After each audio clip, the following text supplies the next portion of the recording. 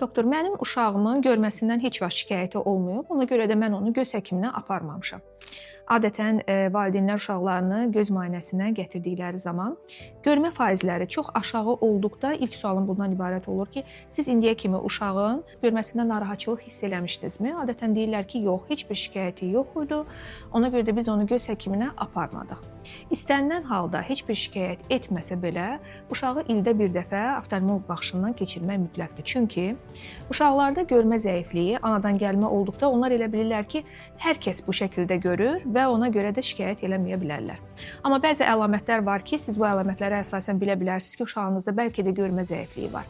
Məsələn, uzaq məsafəyə baxdıqda gözlərini qıyaraq baxmaq, yazanda xəttdən çıxmaq və yaxud da ki, tez-tez baş ağrılarından şikayət eləmək görmə zəifliyinin əlamətlərindən ola bilər.